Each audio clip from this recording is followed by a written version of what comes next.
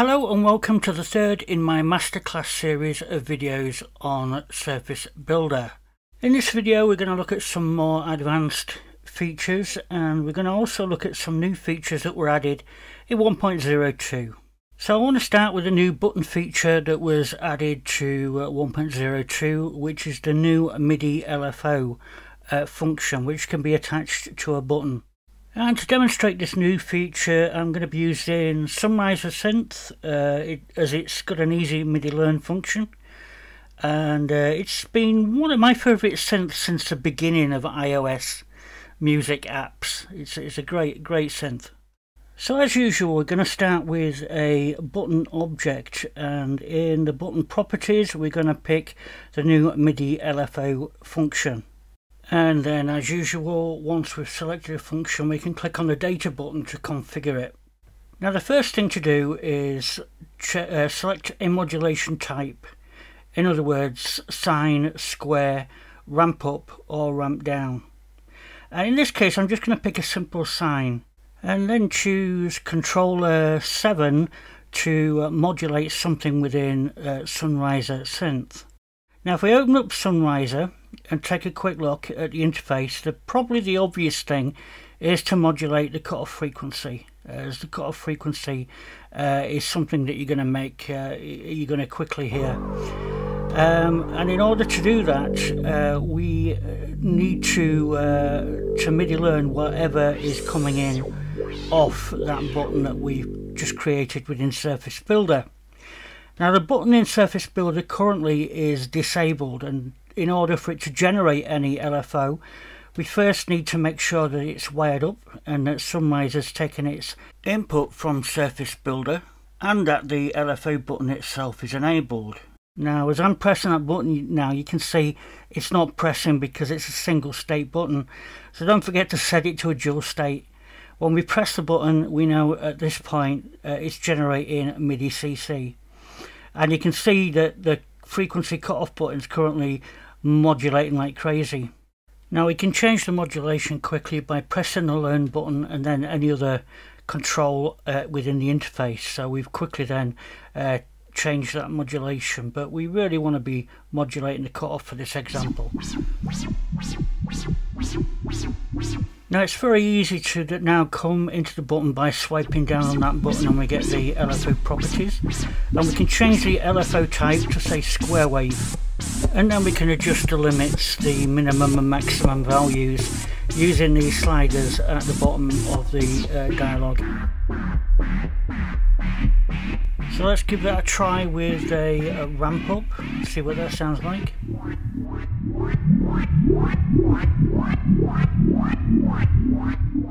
And by setting up the BPM, master BPM, and this beat division, we can control how long that evolves, that sweep evolves.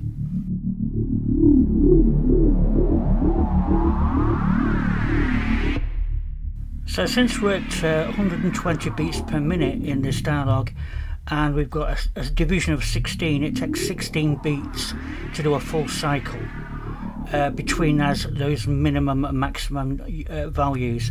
If we want to slow it down, we can change that to say 32 units, and the sweep will be even slower.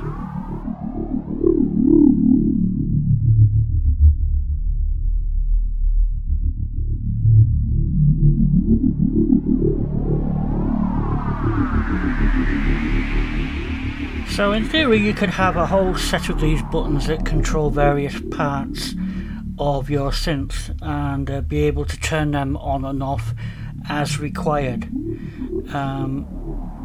And that's the new MIDI LFO function, which is a new welcome addition to the suite of MIDI functionality we have in Surface Builder.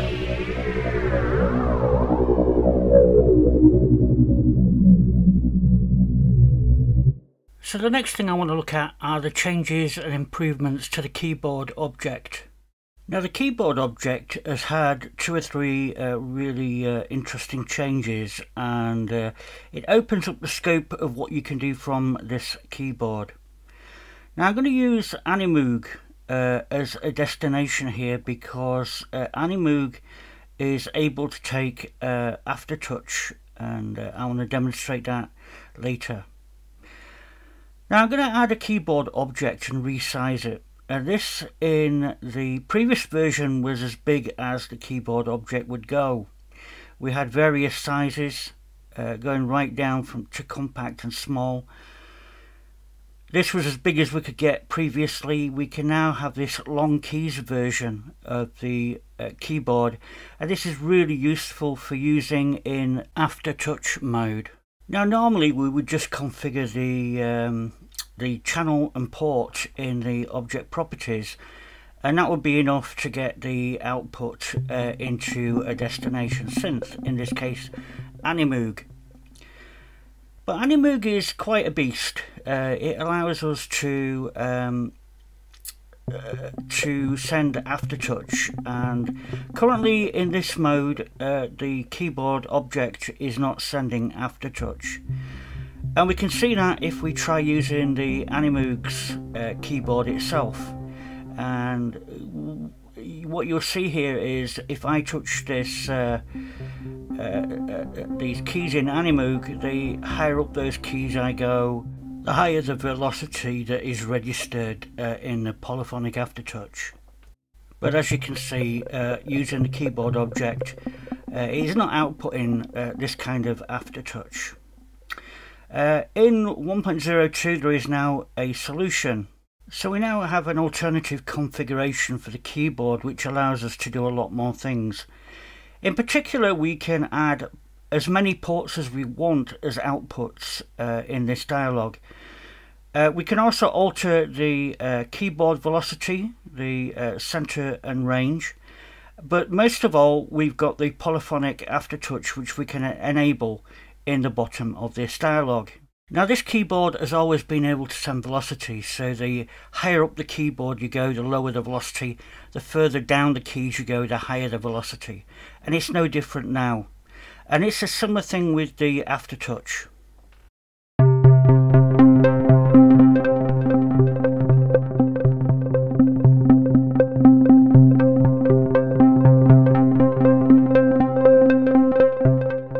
So as you can see, the higher up the key I go, the lower the aftertouch value reported to Animoog, and the lower down we go, the higher the velocity. So it's kind of reverse, but it's in keeping with the way the velocity previously worked on this keyboard. I may at some point add an alternative keyboard to this style, which is more suited to polyphonic aftertouch, but I think this is good enough for now. And certainly with the extended keys it's actually easier to use than the Animoog interface.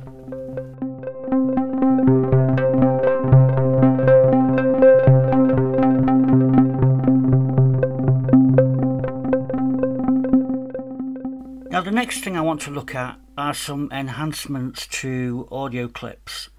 Both in terms of mute groups and beat synchronization.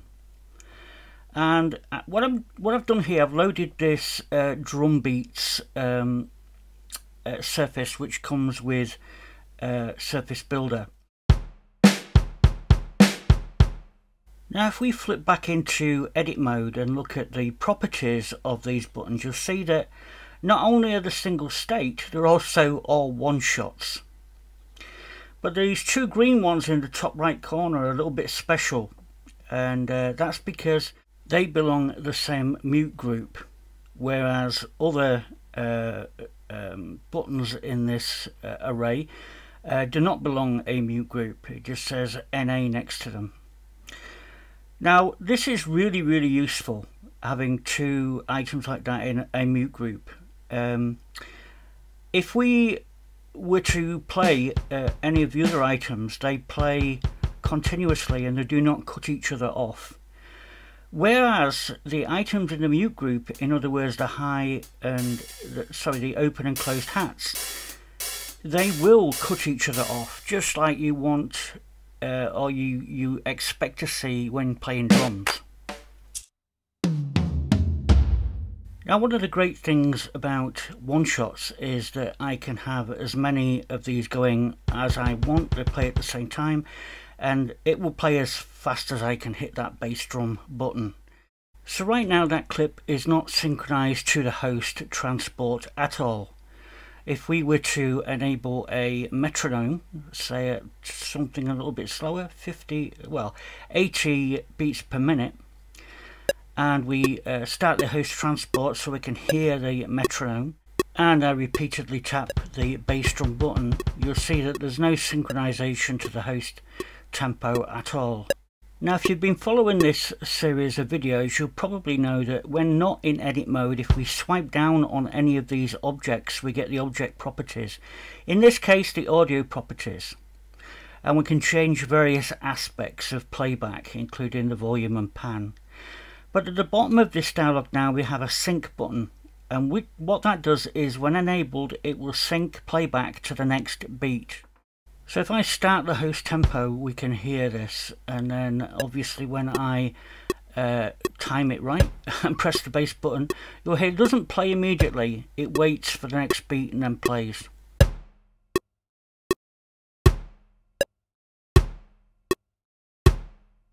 Whereas the snare drum is just going to play whenever I hit the button, it's not going to sync to beat. So in order for that to sync to beat, we also have to enter the properties and enable the sync button.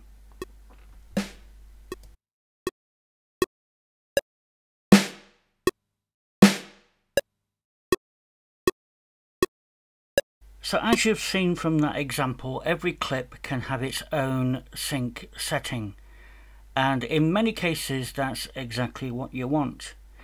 But if you want to quickly sync everything, and not just have to enable this button inside every audio clip, we've added an option to settings now, which allows you to enable synchronization for all audio clips. Now, one word of warning is this is a global setting and it's not saved as part of the Surface, so you either have that on or off. If you're only ever working with sync clips, turn it on, and that's all you've got to do.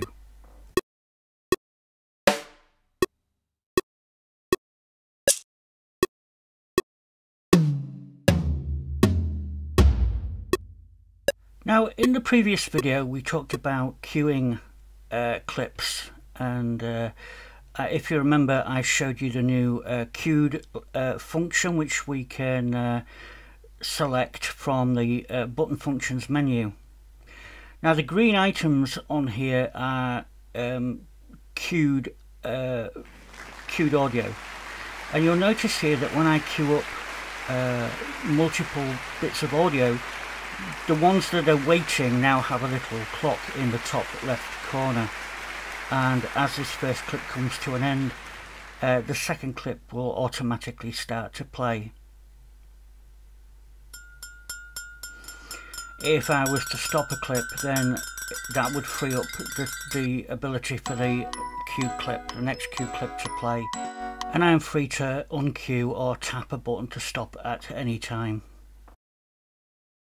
So now let's take a look at exporting audio clips. This might be important if you've got a Surface that you want to pass on to somebody else. Now, looking at this drum kit here, we can see that it's actually playing audio clips. And when we come to save a Surface, there is this option. It's important to take note of this. If we tick this option, all the audio clips will be embedded within the Surface file we save. Now if I abort that for a second to go and look at the load Surface dialog, we can see this drums here. It doesn't have a little audio symbol next to it. In other words, it's not compressed, but the drums compressed, the Surface above did. And if we tick this checkbox and save, it will also save this with all the embedded audio. If we head back to the load dialog, you'll see now that both of those drums and drums compressed have both got the little audio symbol, meaning they both contain compressed drums. They can be then passed on to somebody, and when they load that Surface, those audio files will be decompressed. Now, by far the easiest way to back up your Surfaces is using drag and drop. And to do that, tap anywhere on the interface and hit the three buttons at the top of the screen, and then go into split view. Now if we choose the Files app we have the two side by side, and we can drag and drop files directly from the open files window, open surfaces window should I say, directly into the files app. So if I look for that same file we saved earlier, the compressed drums file, I can drag and drop that into the iPad Files app. And we can equally as well drag back from that Files app into this open surface dialog. I'm not going to do that because I've already got that file there. Alternatively, I've now added an export surface option to the main menu. So it's just simply a case of selecting that option and then hitting create document wherever you want to place that exported document in the Files app. And the last way, if you want to back up your surfaces to a Mac or PC, is to run in standalone mode, go to the open windows and pick Web Transfer. This will present you with a dialog and a URL which you can type into your browser on your Mac or PC, and you will be able to download those surface files. And this is the way I use if I want to send anybody surface files. Not only can you back up from this window, we can always drop surface files back into this window and they'll appear back on your iPad. Now I want to go over a couple of configuration options because I've been asked a lot about this. In particular the XY pad, because the XY pad can control two things at the same time. And also, if you notice here, I've got two XY pads, and this one here, when I release my mouse button, or my finger should I say, it returns to center, whereas this one doesn't. It always sticks where it's where the little cursor's been dragged to. So let's take a quick look at the differences between these in terms of configuration. If we bring up the object properties dialog, the first thing to notice is this auto center button at the bottom of the dialog.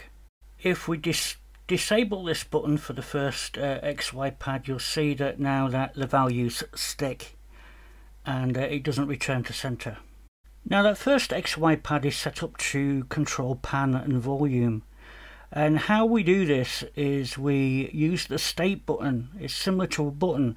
When we press the state button, it toggles between X and Y settings, and that allows us to do to set up a CC value for one state and then a CC value for another. In other words, we can set 7 and 10 as the two CCs for this first XY controller. And we can also, when we edit the title of these CCs, it's dependent on the state that's currently selected. Now if you double tap on the object color, we can now bring up this RGB color preview and pick colors from here rather than having to use the 3 sliders if you wish. Now another misconception is that the audio meters are there for monitoring audio clips only.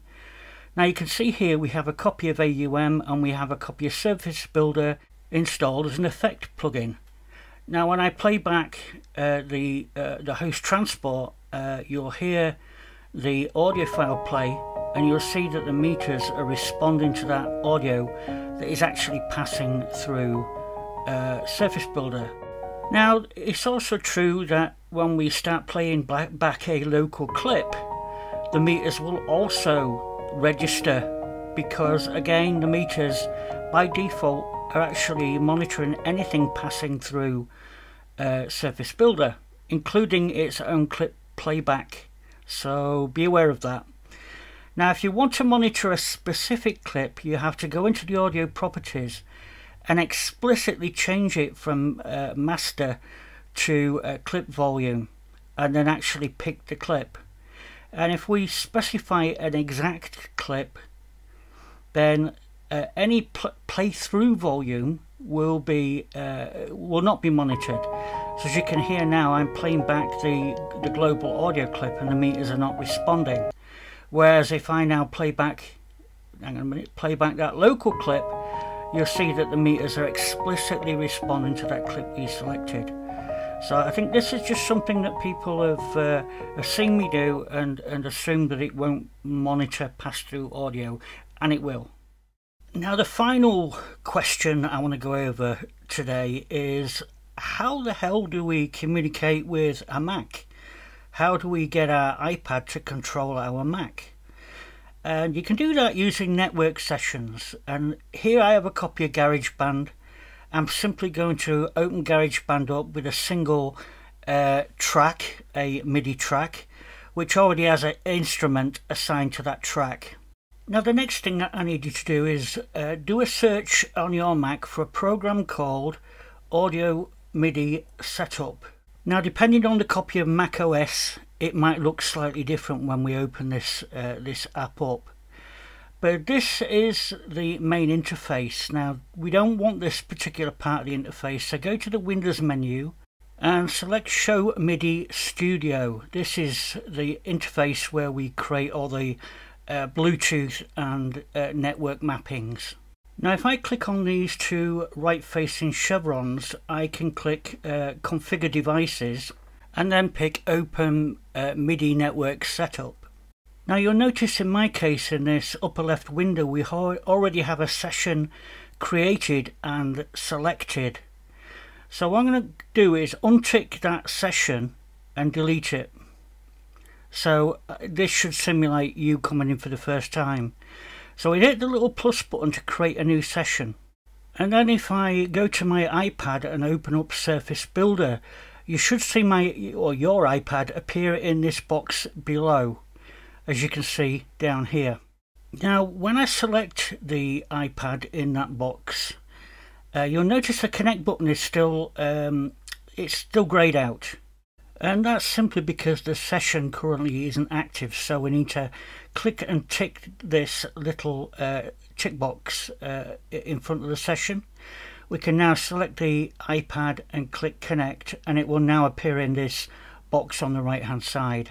Now the only thing left to do is change these live routings to network session, and at this point we should be fully configured, and anything coming from Surface Builder should be able to interact with any running program, including GarageBand. If I return to Surface Builder running on my iPad, I can configure this keyboard to send messages to that network session, and the way we do that is to open up the object properties and click on the port mapping. Now I'm going to change port 1 here. I'm going to change it to talk to the network session. Now with that set up as it is, if I play any keys on this keyboard, it should sound in GarageBand. And that's because Surface Builder will be classed as an input to GarageBand, and GarageBand by default connects to all inputs. So you may need to check whatever app you're using and make sure it's taking an input from a network session.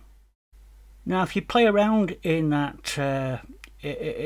program I've just pointed out, the MIDI audio MIDI setup, you can also configure your iPad as a Bluetooth input as well. But that's beyond the scope of this video right now. So that's just about it for this video. Don't forget to thumb up the video, and don't forget to subscribe to the channel. More coming soon. See you next time.